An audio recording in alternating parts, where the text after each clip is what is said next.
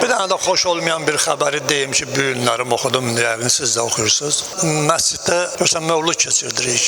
Əli əleyhissalamın mövludu, xanım Fatimə Zəhra əleyhissalamın mövludu, İmam Hadi əleyhissalamın mövludu, bütün imamların, amma bəzilərin biraz şirniyyatla, belə deyək, biraz yaxşı keçirdirik. Bunun hansı qanun pozunçuluğu var? Kimsə deyə bilərmi?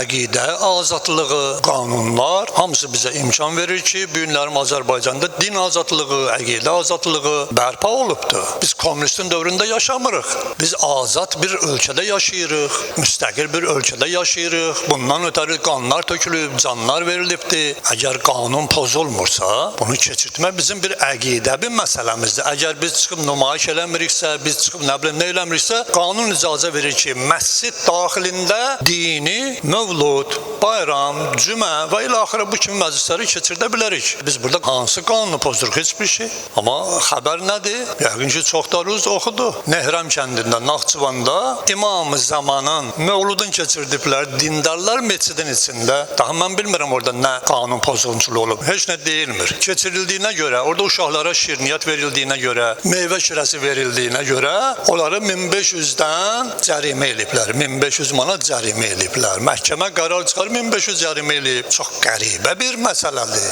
Mən əqidəmlə əlaqədar məhərrəmlikdə deyirlər ki, az yaşlı uşaq olmaz. Yaxşı, ləbbeyk. Basa-bas olar, nə bilim, nə aydındır. Hansı ki, 10-15 nəfər yığışar imamına şirniyyat paylayar, təbrik deyər. Burada nə halsa baş verib, saxta baba ola bilər, şirniyyat paylaya bilərsən. Hollogen, şeytani, maskalar geyinib uşaqları oraya apara bilərsiniz. Və ilaxirə onlara cərimə düşməz. Çünki qəribdən gəlib, nə məsələdir?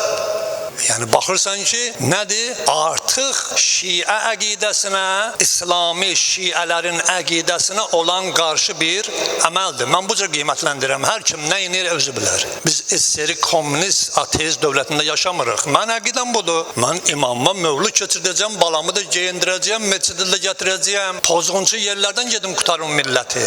Barlar dolu pozğunçuluq. Hər yerdə basıb gizli məsələ deyil ki. Mətbuatda daha deyilməyən bizlərə sözlər qalırmır dinimizə. Bax, bu bir növ artıq o bizi, necə deyərlər, divara dirəmək deyim, yamın nə deyim, bu hər nə deyirsən deyinə. Beləsinə olmaz. Mən səslənirəm və bu işdə məsul olan şəxslərə səslənirəm ki, bu şeylərin, bu qanunsuzluqların qarşısını alsınlar. Gəlib bizə burada meçiddə imamdan danışmağın, şirniyyat paylamağa görə mənə cərimələməsinlər.